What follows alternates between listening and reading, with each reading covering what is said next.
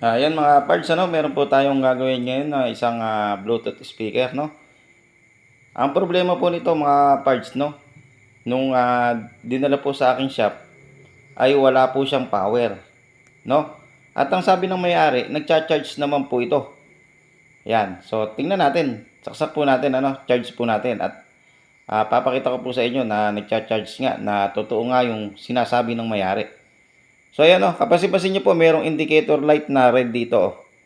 So ibig sabihin nun, nagkakarga. So ang problema, ayaw niyang mag-power on kahit naka-charge. So yan yung ating gagawin ngayon at yan yung ituturo ko sa inyo mga parts Kaya panoorin niyo po yung ating video at tapusin niyo po, no? At na makakuha po kayo ng idea sa pagre-repair ng mga gamit po natin sa bahay. Ayan mga parts, At simulan na po natin kalasin yung mga tornilyo. Ayan. So, pasensya na po kayo mga parts kung inalis ko yung sounds, dito sa aking shop. Yung tunog, no? Sa kadahilanan po dito sa aking shop, maingay. Kasi nga, tabing highway po itong aking shop, no?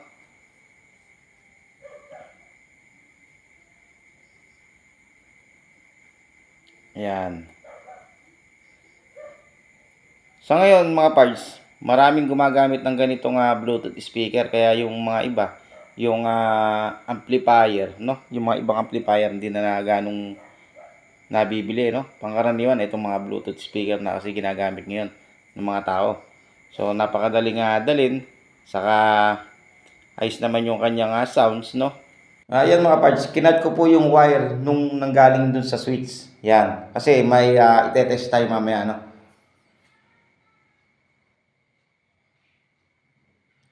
So, okay, walang power, pero may charge, nagcha-charge. Ito, may sakit na natanggal, pero hindi naman nakakunik ito sa battery. Nakakunik ito sa, sa ilaw, Yan.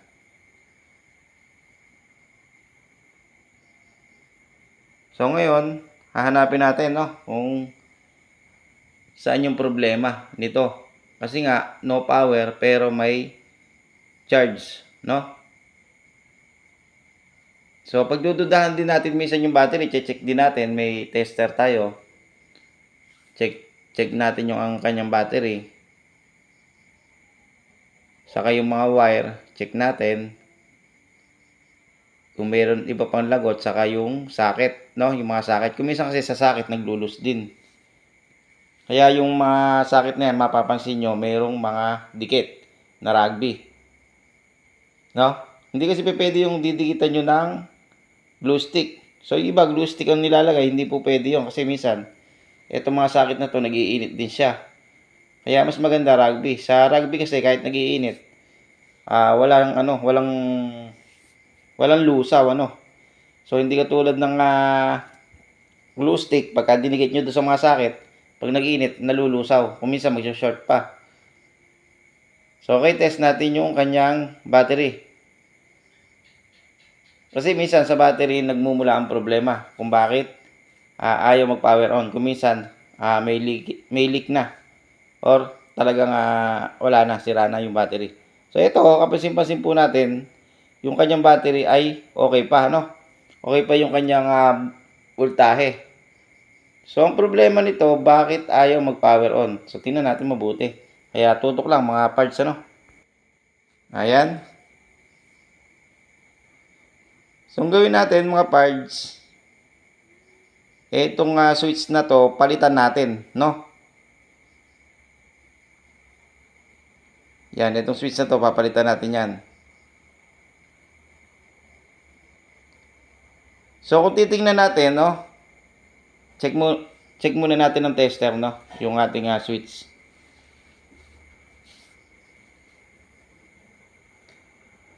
So, continuity tayo, So, kung titingnan natin, buo yung kanyang switch, pumapalo sa tester. Meron tayong continuity na kukuha.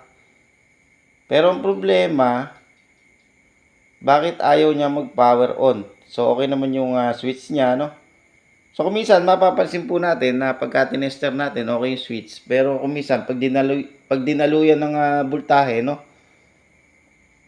nawawala. So gawin natin para tayo sigurado, irekta natin yung socket na nanggaling doon sa switch, no? Baka mamaya kasi naglulus, no? Saka palitan nga natin itong switch. So okay, yan, rekta natin dito.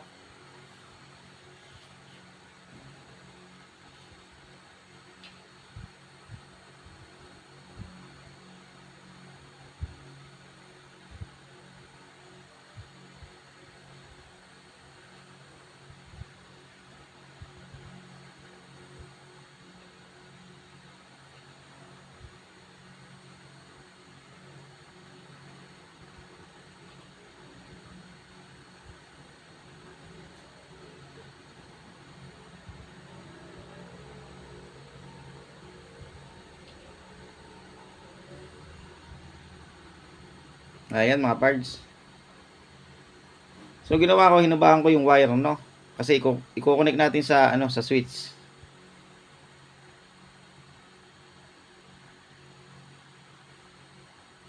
Yan, nakarekta na po siya, no? Wala na po siyang sakit dito. Yung papunta sa ating switch. Para siguradong walang loose. Hininang po natin.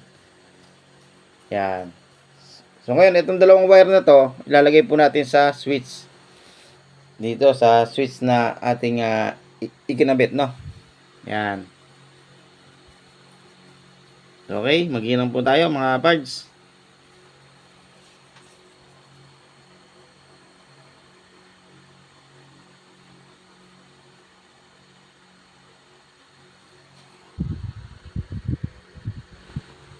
Ayan, nilapit ko yung ating camera.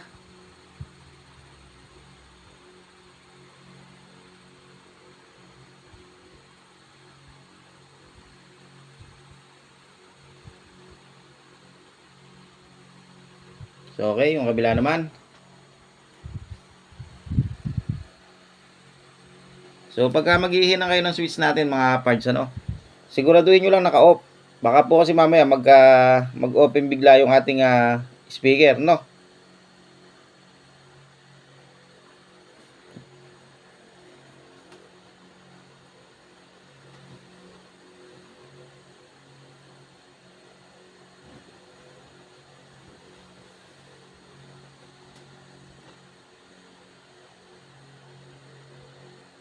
So, yan, mamaya testingin natin to mga parts. Para makita natin kung andito nga yung problema, no?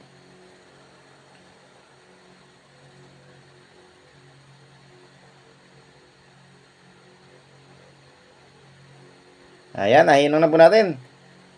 So, okay. Dito, wala nang kagalaw-galaw to. Wala nang luwag-luwag, no? Kasi inalis natin yung pinakasakit at hininang na lang natin yung wire doon sa pinanggalingan ng sakit. So, okay. Power on. Ayun. Nag-power na nga siya, no? So, ang problema talaga nitong Bluetooth speaker na to, yung switch at saka yung socket, naglulus, no? So, ganun yung inyong gagawin, mga parts. Ang gawin nyo, pagka para sigurado kayo, irekta nyo yung mga socket. Maghinang na lang kayo. Tanggalin nyo na yung socket, no? Tapos, yung switch. Pagka may duda kayo, palitan nyo na rin. So, pagka ayaw pa rin mag-power, focus kayo sa electronic board, no? Yan. So, pangkaraniwan kasing nagiging problema ng ganitong Bluetooth speaker, yung kanyang switch. No? Yun ang madalas. Kung minsan mapepeki kayo, tetesterin nyo, okay naman sa tester, pero pagka may voltahe na, ay nawawala na. So, ito, tingnan nyo. Oh, pati ilaw sa ibaba, meron na rin. Yan, pati ilaw sa baba. Kanina kahit naka-charge siya, walang power. Pero ngayon meron na kahit hindi naka-charge. No? Ayan. Ganun lang mga parts. Sana meron kayong nakuha idea.